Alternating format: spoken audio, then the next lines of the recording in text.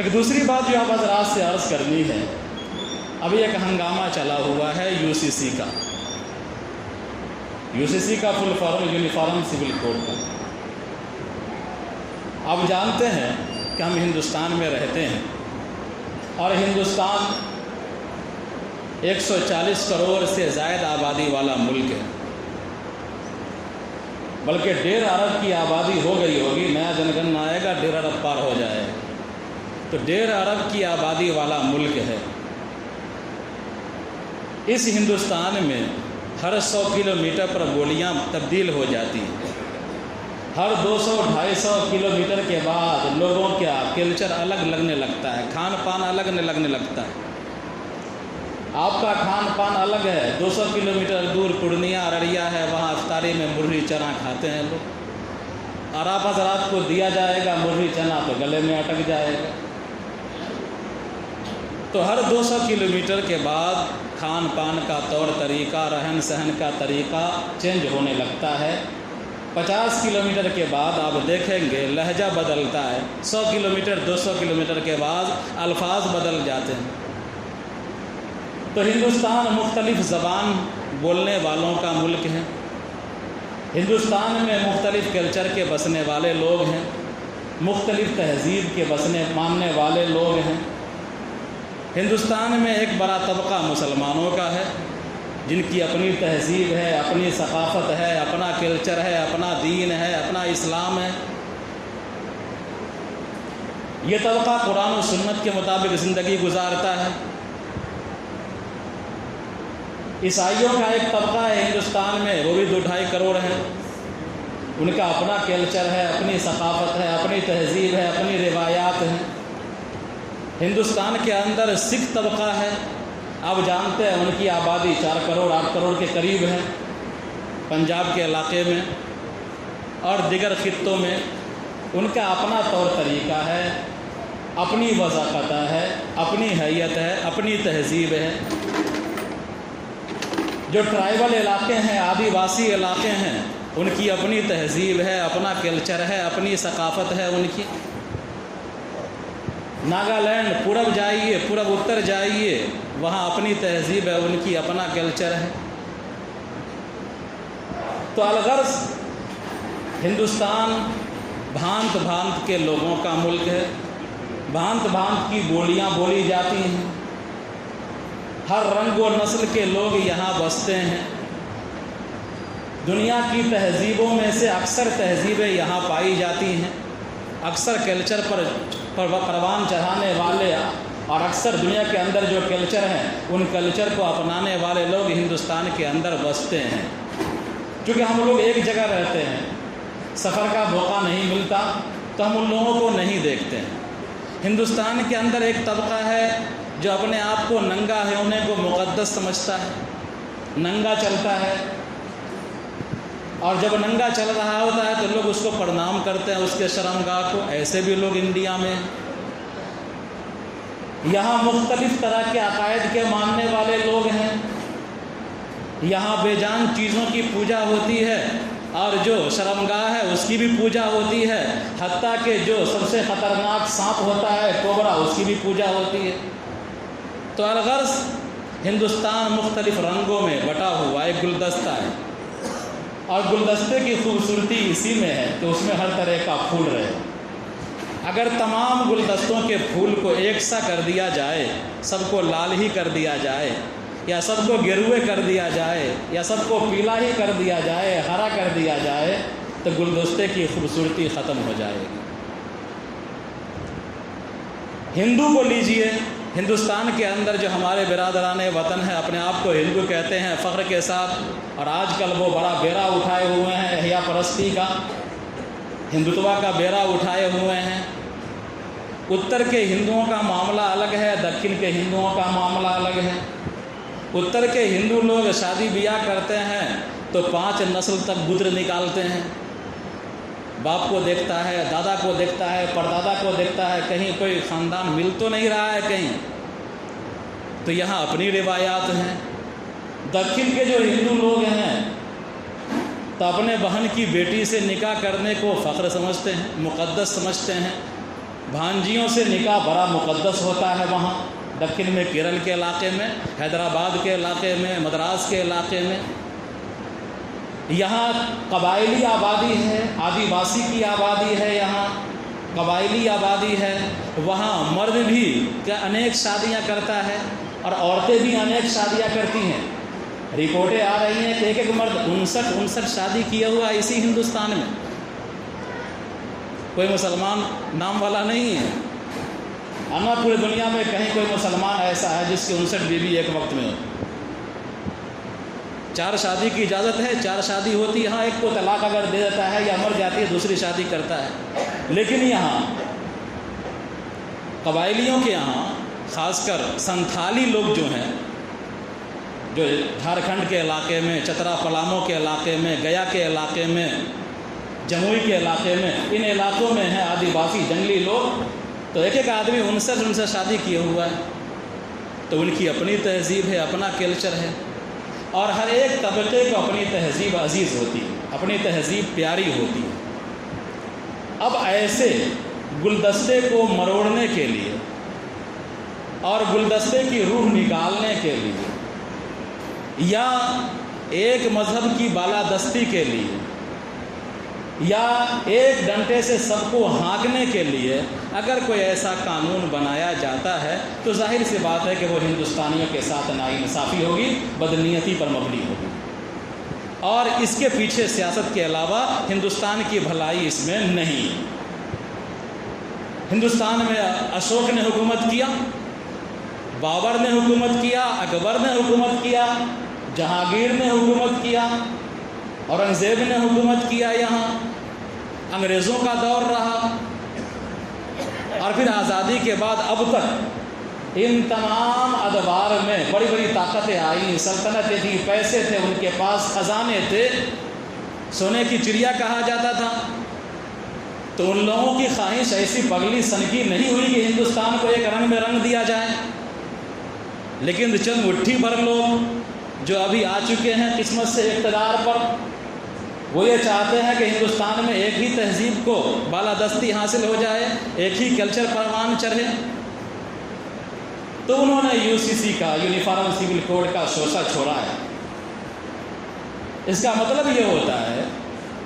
Uniform civil code کا مطلب ہے کہ ہندوستان کے اندر آپ جانتے ہیں 2 طرح کی دیوان ہیں، 2 طرح کی عدالتیں ہیں، ایک سول عدالت ہوتی ہے، ایک کرمنل عدالت ہوتی ہے۔ تو کرمنل عدالتوں میں کرائم کا معاملہ جاتا ہے، سول عدالتوں میں زمین جائیداد کا معاملہ آتا ہے۔ سول عدالت میں کوئی کیس ہارتا ہے تو اپنے گھر جاتا ہے، اور کرمنل عدالت میں کوئی کیس ہارتا ہے تو جیل جاتا ہے۔ یہ سب جانتے ہیں آپ اچھی طرح سے۔ تو ہندوستان کا جب قانون بن رہا تھا، سمویدھان بن رہا تھا، تو اس ٹائم میں بھی کچھ لوگ یہ چاہ رہے تھے کہ ہندوستان کے تمام قوانین یکساں ہو جائیں، یعنی جس طرح اگر کوئی چوری کرتا ہے تو اس کی جو سزا ہے، جس طرح کوئی مرڈر کرتا ہے اس کی سزا ہے، پورے ملک میں نافذ ہے، اسی طرح نکاح کا بھی ایک ہی قانون ہو، طلاق کا بھی ایک ہی قانون ہو، وراثت کا بھی ایک ہی قانون ہو، ہبہ کا بھی ایک ہی قانون ہو، وقف کا بھی ایک ہی قانون ہو، حضانت کا بھی ایک ہی قانون ہو، متبنہ کا بھی ایک ہی قانون ہو، چاہے ہندو ہو یا مسلمان۔ جس طرح کرمنل لا ایک ہی ہے، کرمنل کوڈ ایک ہی ہے، کہیں بھی کوئی کرائم ہوگا اسی کو انڈین پینل کوڈ کے تحت سزا ملتی ہے، اسی طرح ان لوگوں نے چاہا تھا۔ لیکن اس وقت جہاں کچھ سنکے بھی تھے تو کچھ سمجھدار بھی تھے، کچھ سنکے سنگھی ٹائپ کے بھی تھے تو کچھ سمجھدار لوگ بھی تھے۔ سمجھدار لوگوں نے کہا کہ اس طرح کا معاملہ کر کے اگر ابھی کھڑا کیا جاتا ہے، اس طرح کا معاملہ ابھی تھوپا جاتا ہے، ابھی کیا جاتا ہے، تو ہندوستان اس کے لیے تیار نہیں ہے، اور ابھی آزادی ہوئی ہے، ہو سکتا ہے ہندوستان بکھر جائے، ٹوٹ جائے۔ ہندوستان کے پاس اتنی طاقت بھی نہیں تھی، اتنی افواج بھی نہیں تھی، تو ان لوگوں نے اس کو صرف اتنا لکھا دفعہ 44 میں کہ ہندوستان کی ریاست یکساں سول کوڈ کے لیے، UCC کے لیے کوشش کرے گی۔ امبیڈکر نے اسمبلی میں کہا تھا کہ یہ UCC ہندوستان کے اہداف میں ہے لیکن ضروری نہیں ہے۔ جب لوگوں نے سوال کیا تھا ایسا کیوں کر رہے ہیں، تو اس نے جواب دیتے ہوئے کہا تھا کہ یہ ضروری نہیں ہے، بلکہ ہمارے مقاصد ہیں، ہمارے اہداف ہیں، ہم اس کو حاصل کریں گے۔ اس کے بعد مختلف حکومتیں آتی رہیں، چلتی رہیں، مختلف وقتوں میں UCC کا شوشہ چھوڑا جاتا رہا، لیکن چونکہ موجودہ حکومت ہے تو یہ حکومت صرف ہماری دشمنی میں آگے نہیں ہے، بلکہ اس کا اپنا ایک ایجنڈا ہے۔ ہندوستان میں مختلف پارٹیاں جو ہم سے دشمنی رکھتی ہیں، شیو سینا مہاراشٹر میں ہماری کٹر دشمن تھی مسلمانوں کی، بمبئی فساد ہوا تھا، شیو سینا والوں نے کتنے مسلمانوں کو مارا تھا، قتل کیا تھا، لوگ جان بچا کر کے بھاگے تھے، لیکن اس کے سامنے کوئی ایجنڈا اپنا نہیں۔ لیکن جو ابھی موجودہ حکومت ہے اس کا اپنا ایک ایجنڈا ہے، یہ ہر حال میں اس ایجنڈے کو پورا کرنا چاہتی ہے، اور اس کا ایجنڈا یہی ہے کہ کسی طرح ہندوستان کو ایک رنگ میں رنگ دیا جائے، ہندوتوا کلچر پر چاک پروان چڑھے، اور ہندوستان کے تمام لوگ ایک ہی قانون کے ماتحت آ جائیں، اور وہ قانون ایسا ہو جو دیومالائی قانون ہے، منو اسمرتی والا قانون ہے، یہ اسی طرح ملک کو لے جانا چاہتے ہیں۔ بہرحال تو اس موجودہ حکومت نے اپنے ایجنڈے میں وعدہ کیا تھا، 2019 کے الیکشن میں اس نے وعدہ کیا تھا 370 کو ہٹانے کے لیے، کشمیر سے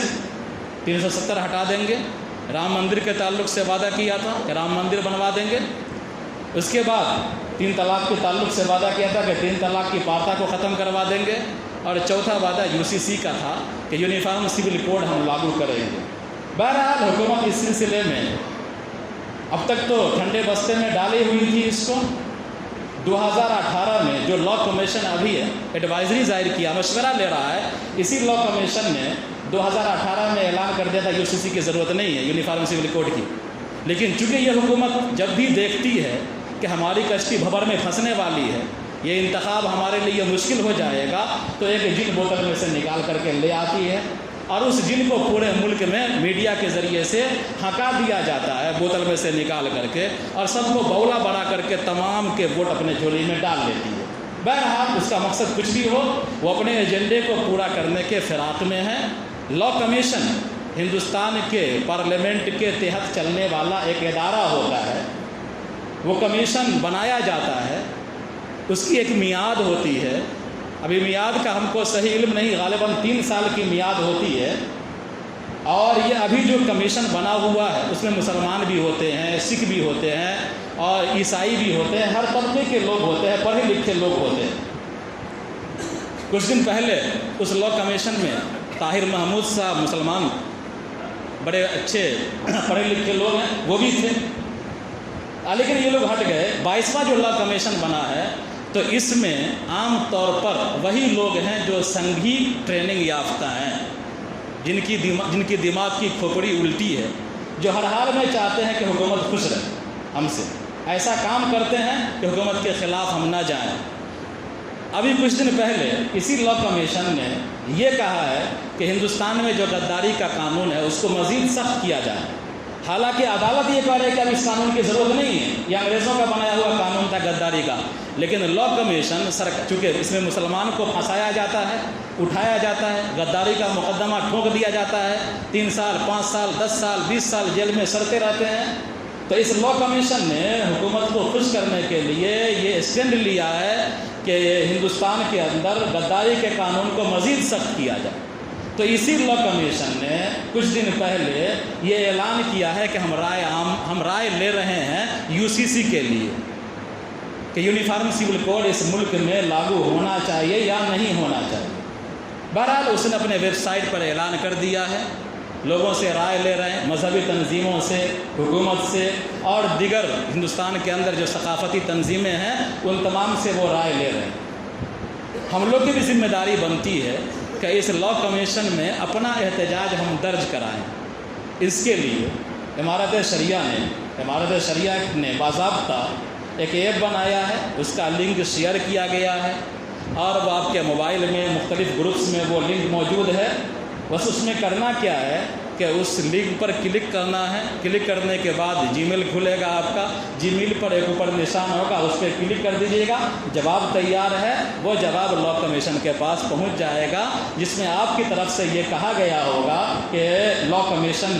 کو ہم یہ مشورہ دینا چاہتے ہیں کہ UCC ہم کو منظور نہیں ہے، یونیفارم سول کوڈ کی ہم مخالفت کرتے ہیں، اس طرح کے مضامین اس میں ایڈاپٹ کیے گئے ہیں۔ بہرحال خاص کر نوجوانوں سے، پڑھے لکھے طبقوں سے گزارش ہے کہ جس طرح موبائل سے گیم کھیلتے ہیں تو کم سے کم اپنی ذمہ داری کو سمجھتے ہوئے گھر گھر جا کر کے اور مختلف موبائل کو لے کر کے آپ کلک کریں تاکہ آپ کا احتجاج کیا لا کمیشن کے ریکارڈ میں چلا جائے، کبھی گنتی ہوگی اور آپ کا